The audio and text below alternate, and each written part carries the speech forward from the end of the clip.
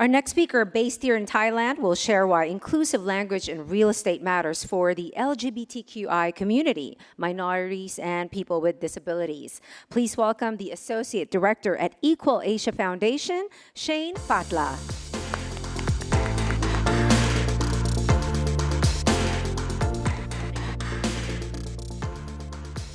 Hello, everyone. My name is Shane, and I use he, they pronouns. Today, we're going to be discussing about why inclusive language actually matters in real estate, whether it's for LGBTIQ people, for any minorities, or for disabled people. As you can see, I'm disabled myself, and I am a transgender and non-binary person myself. I just want to bring your attention to the two listings that I have on the slides right now. On the left, you'll see a listing that I took directly from Facebook. And I've only changed the name of the property itself. And on the right, you'll see a listing of the same property that I've added a few different things into there. I want everyone here to think about which one of those is more appealing to you. For me personally, the one on the right is more appealing. Now, you'll see why. It has accessibility information. It has all the information that I require and I need to make a decision. Not only that, it has information about the neighborhood. Is it a multicultural neighborhood? Is it a neighborhood that will accept me for who I am or will be welcoming to someone like me? I'm also an immigrant. So being in a country like Thailand, which is known for its very subtle and covert racism, it is also a very difficult situation to find property. So let's talk about inclusive languages. And before we go into what inclusive language looks like, I want to bring about why it is helpful and the benefits of it.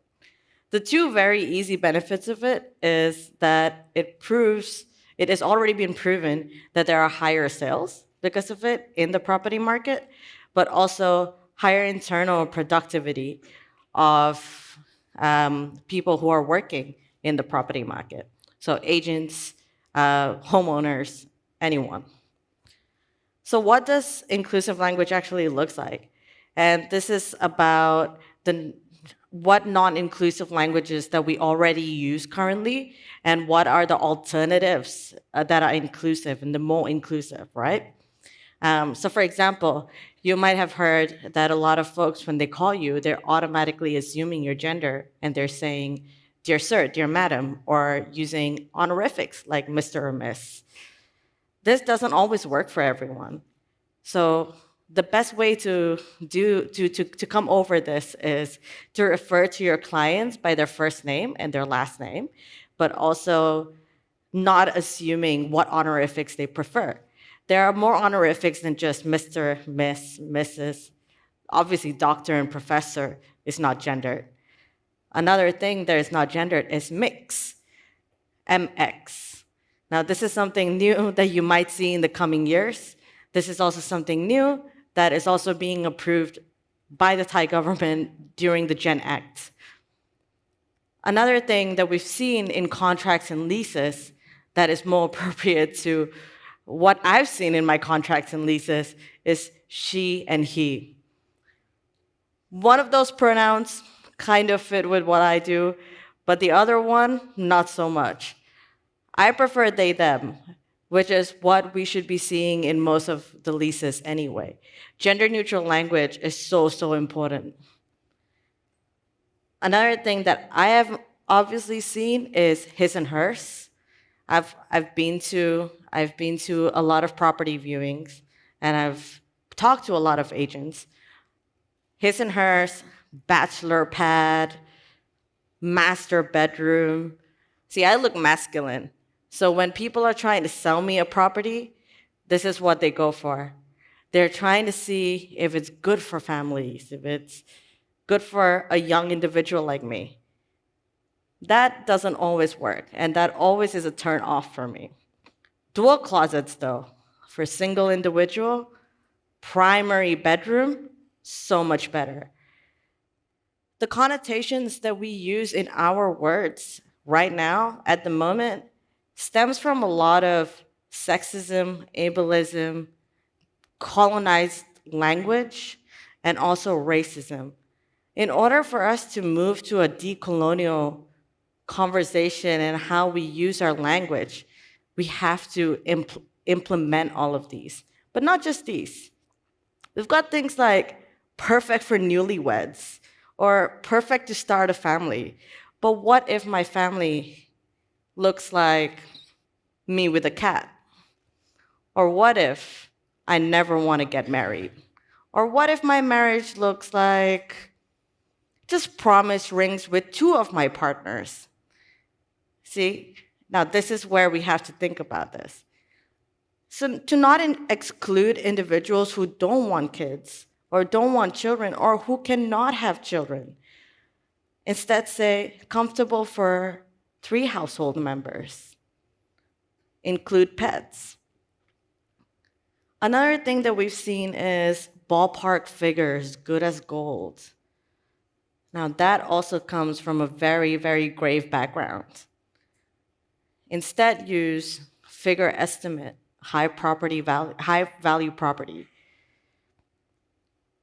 The last thing that I have noticed is, in Thailand especially, it's very popular to say no pets allowed. Now, my best friend in this whole wide world is my service animal. He helps me with everything I can even think of. He's trained. He provides me with the emotional support I need when I'm having a really bad time, when I'm having my panic attacks. And it is law in a lot of countries to allow service animals because they are not our pets. They are our lifeline.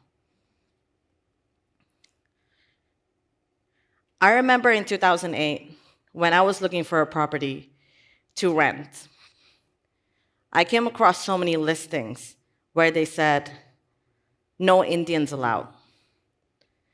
And it seems so surreal in even 2018, because how can we expect to move forward when there is little to no progress in the way that we communicate with other people?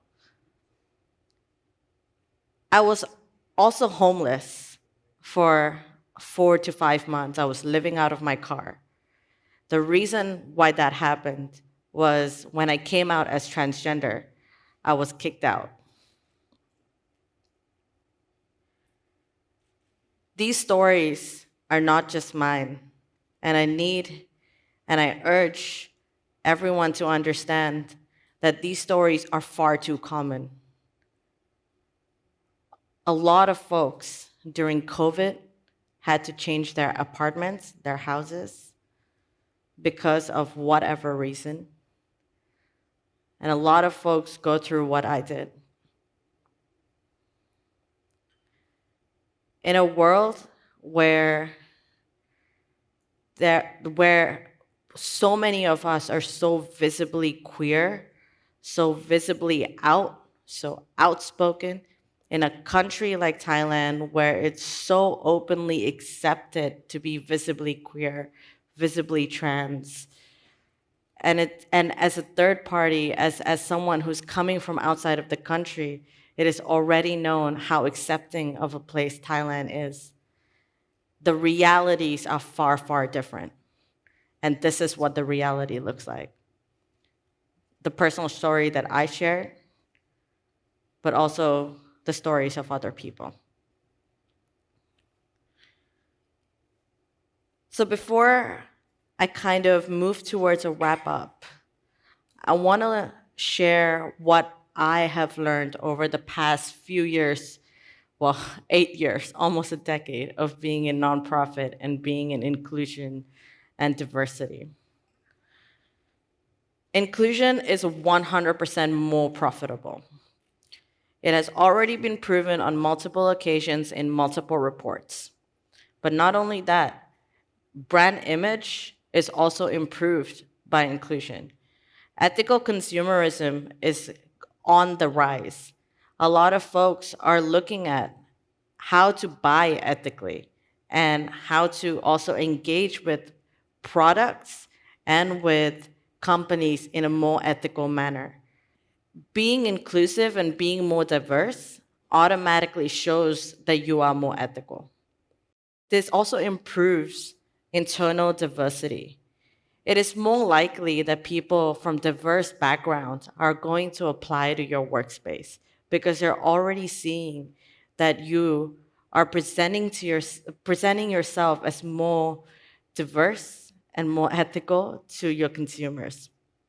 When organizations show diversity in their external communications, as I've written there, employees often see an increase in more diverse hires.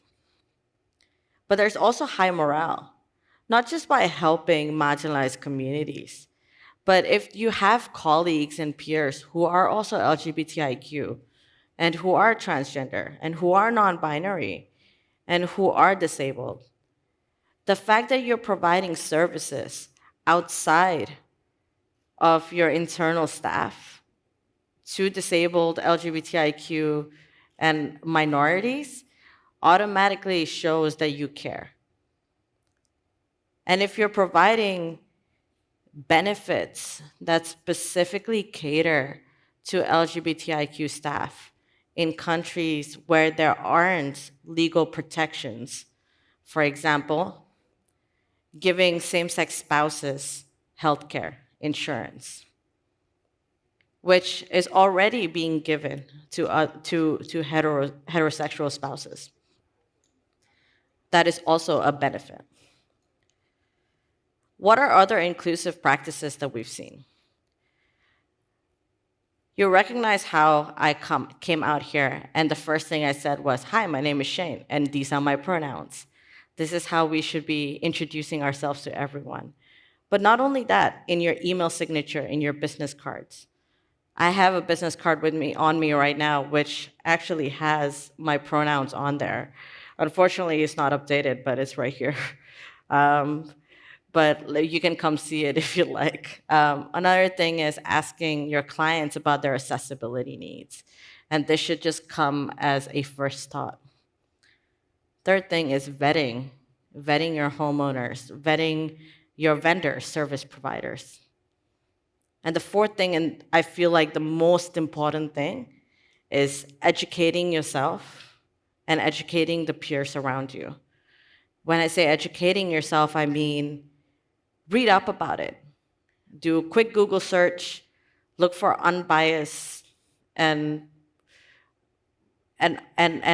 trustworthy sources, and try to read up about the things that you're working on, right? But you don't have to be from the communities that you are defending. You don't have to be from the communities to defend them, essentially. It is a really, really good opportunity for you to use your privilege, which is why if you see something, you say something. Your clients rely on you very heavily to be their biggest advocates. So if you see a red flag in a property that doesn't meet your client's, for example, accessibility needs or diversity requirements, so if a homeowner says no Indians allowed and your client is an Indian person, that is probably a red flag that this is going to go south. This is also true if your clients are being mistreated by homeowners or agents. Lastly, nothing about us without us. And the perfect example is the fact that I'm standing up here. Remember, when in doubt, empathize, speak to someone in the community about it, and don't forget to compensate them for emotional labor. Nothing about us without us is not just about having us be a part of the things that you do, but it's also about meaningful engagement. Meaningful engagement shows up in data, in putting us on managerial levels where we can actually make impacts, having in-organization groups for diversity and inclusion, unionizing, and a lot more. Thank you so much.